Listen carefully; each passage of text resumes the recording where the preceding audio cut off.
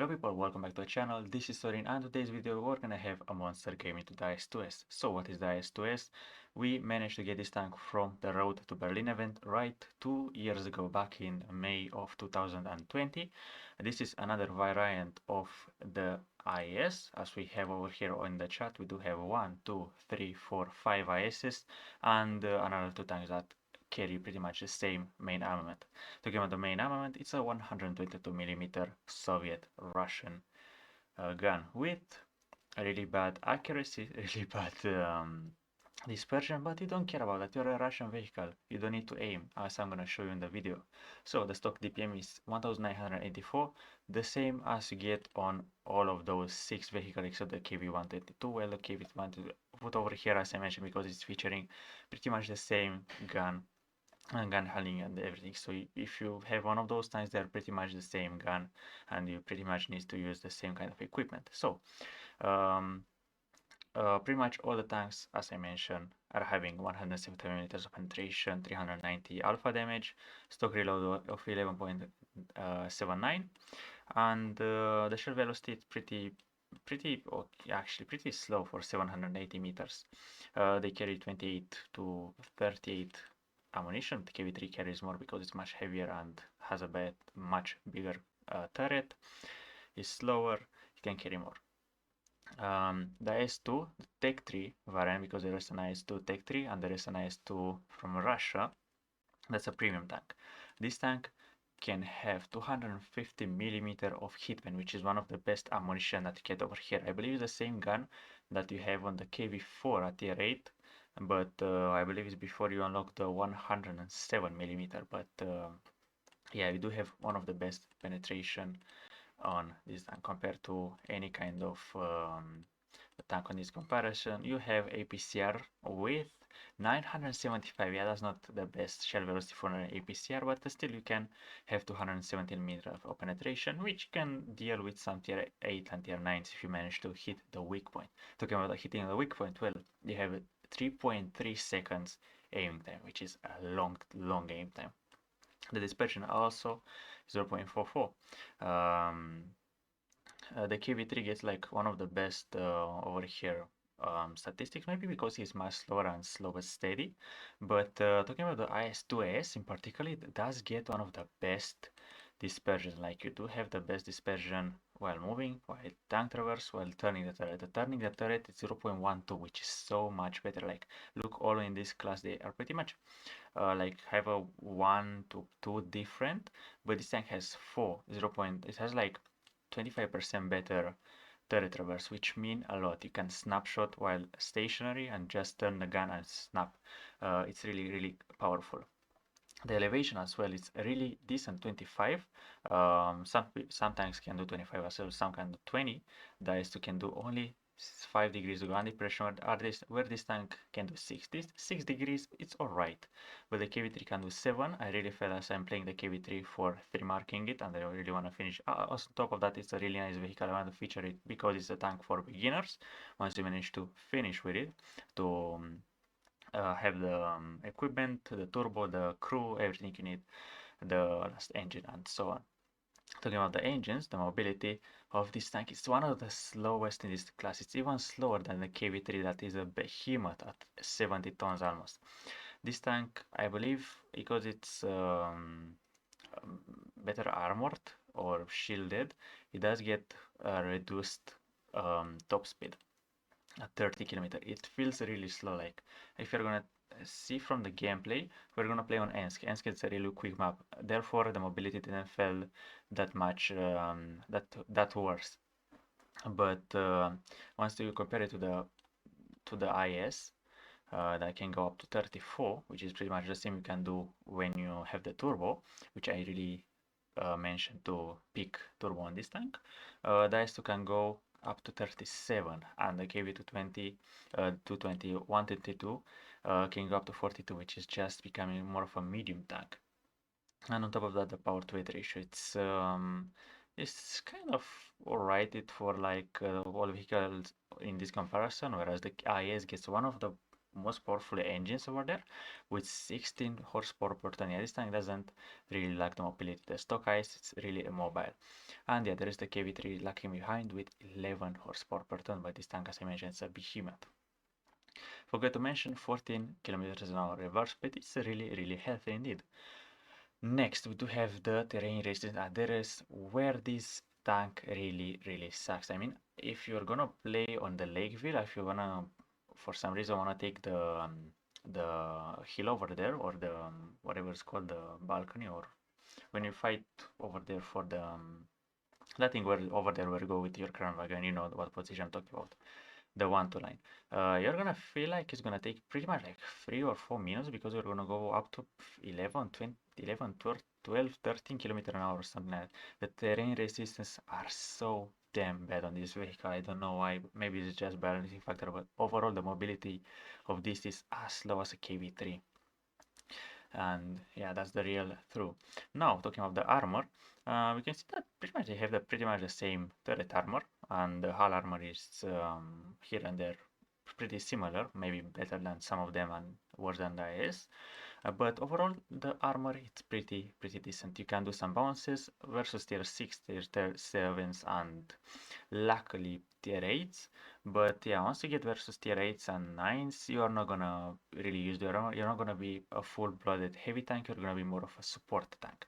Um, KV3's turret armor is just impenetrable. With 155 stock, you need about 210 or something like that. With like premium rounds, you can penetrate only if it's flat when it's facing you. If he's angling, yeah, you're not gonna pen the KV3 armor turret. And on top of that, the hull armor on the KV3 is so much better. So yeah, and this tank is more of a mobile heavy than the full-blooded heavy as a KV3 is. And on top of that, the health it's one of the lowest. I mean, it's part on part with the IS, but IS-2s get 1280. And considering this tank is an IS-2S, it should have 1280, which is which is a big problem from Wargaming. Why Wargaming? Why did he call it the IS-2S and didn't give IS-2 kind of health? That's really big of an issue. Um, what is not really of an issue, it's the shell cost. It's 4,800, which is a lot for a premium round. If you are gonna bounce, you're gonna be paying a lot from your wallet. The view range of this vehicle is 340, which is as blind as KV3. Yeah, I don't really rely on my view range, and there's nothing you can do like really to boost it up. You can use binoculars as Cookie Baby did in his review, but I don't really. It's not my playstyle. If you wanna use binoculars, use it. But for me, it's too. This tank it's a powerhouse at tier 7, like versus tier 6 and 7s, 5s over there. You are a powerhouse. You don't stay in the bush and scout. You are just gonna use your armor, trade hit points, use the big gun to do damage, as I'm gonna show you in the gameplay. And this tank gets 15% fire chance. I didn't actually. Yeah, there's a big problem. If you're gonna be hit in the front, your engine, like engine fuel tanks, of the fuel tanks are gonna get hit, and I understand how. If you're gonna hit your lower plate, you're gonna get set on fire within 2 shots. And yeah, overall the IS-2S on papers, it's really decent in my opinion.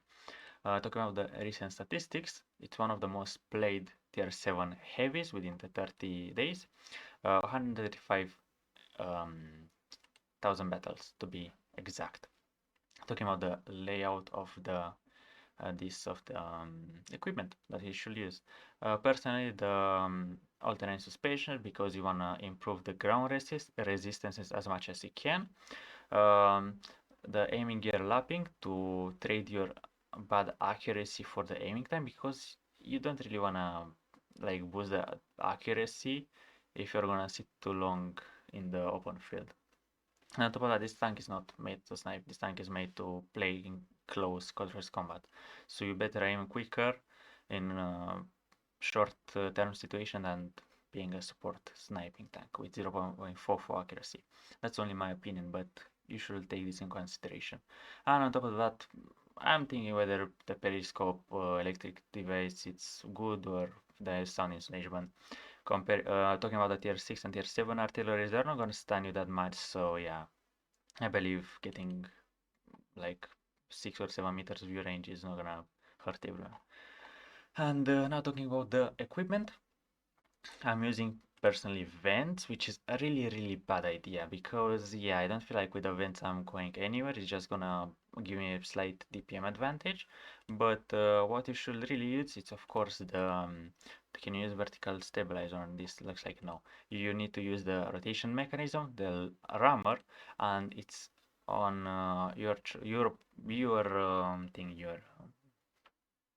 place whether you wanna put a hardening on the turbocharger to get the same mobility as the tanks I mentioned before, or maybe the enhanced Gatling drive. Yeah, it's really up to you, the torso, but those two are mandatory. And that's about as much theory crafting we can do. Forget to mention this tank gets 2 degrees of gun depression over the back, and the shields are not really useful over there. So let's jump right to the gameplay. As you see my setup, vents, rammer and mechanism. On top of that, I'm using only four EPCR, which is now I realize that I'm using only 4, but I didn't feel like the need to fire the itches. Like if you if you like even if you use the EPCR and you miss, what's the point of using them? So that's what I'm thinking over there. Now, I am spawned as a top tier tank, so I really need to be like really aggressive, take key position to trade my hit points versus those poor tier 6 and 7s. NC is like one of my favorite map to play because it's so like within the first 30 seconds you are taking your first shot, the position. Now I really wanted to take the Karo P40 P80 because that tank is monster amount of penetration. It sounded like 212 or 220 or something like that, 202. But on top of that, I was doing the mission to get 4 kills. And unfortunately for me, the Skoda got hit by me and another guy, and he's sent to the garage within the first minute of the game. Now it's the KV2. Versus the KV2, this thing actually features some armor because you do have some. The 5mm are going to reduce their penetration. And now, as I mentioned, you don't need to have the greatest accuracy to hit with a Russian vehicle. And I managed to hit him.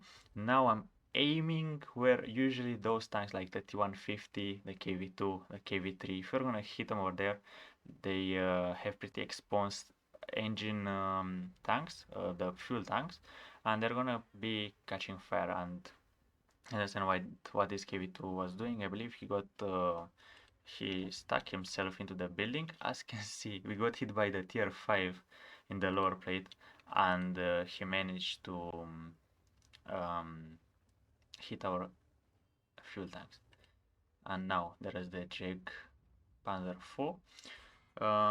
We're doing the side scrape just as we need. Just like, look at that, we managed to remove like 50% of his hit points within one shot. It's just insane. And after 10 seconds, you can just claim his life. There's our first kill, and up to 2000 damage within the 2 minutes mark.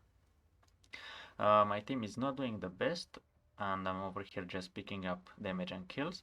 There is the Karo P48, the P88, which is getting a bit angry at KV2 because he killed his tier 5 friend. And what I'm thinking of, I didn't really want to expose my S to the KV2, and I really want to take this Karo out because he's one of the most dangerous tank for me. Now I'm trying to hit him for the fuel tank, unfortunately no fire. And now I see the super helicopters over there. A really bad pick by me, but luckily I managed to bait them into not catching my lower plate. And look at that snap, and he managed to kill our gunner, which is a bit sad. Now we are losing a lot of hit points. He's gonna kill us? No, with 136 millimeters of penetration on that monstrous AP round. We pick up 2 kills, we're up to 3 kills and the 3000 damage mark. Now there is the tier 5 VK and managed to kill our, to hit our gun and do 0 damage.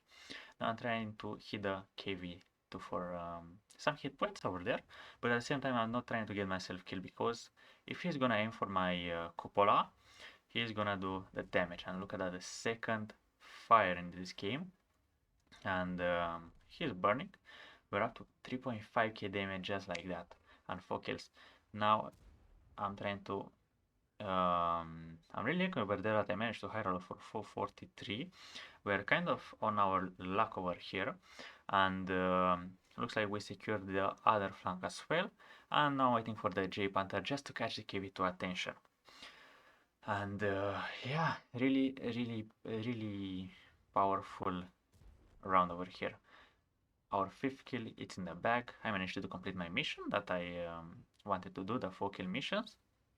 And we're up to 4133 damage and 1000 damage blocked. Just like that, I mean, yeah, this tank can really do some nasty situations, some nasty rounds. Versus tier 6 and tier 7s, versus tier 8s and 9s, they can like easily pen you. And talking about penning this tank, you obviously have the oh yeah, look at this, wait, where did he V2 fire? I believe he fired here, but yeah, doesn't look like, I believe oh yeah, he fired here, I believe. And yeah, just look at this. You do have the cupola that is 90 millimeters of pen, and you do have the cheeks of the tank that are 100 millimeters. It's pretty hard to hit the cheeks of the tank when you're from apart, because you can hit here and auto ricochet, and the lower plate also, it's pretty easy to hit. Now using our mobility, we managed to get into the position over here, fighting the Sturer Emil, and the Wolverine is hitting us from the back. He's firing the HE, looks like, and I don't have the time to waste. I don't know why people are fighting HE this tank. I believe they got scared because this tank is shielded, and they thought, he's have way too much armor. And just like that, we managed to pick up our 6th kill, securing the top gun, and looks like the J Panther, I'm not sure if he was spotted or not, but he managed to pick up the kill, his first kill.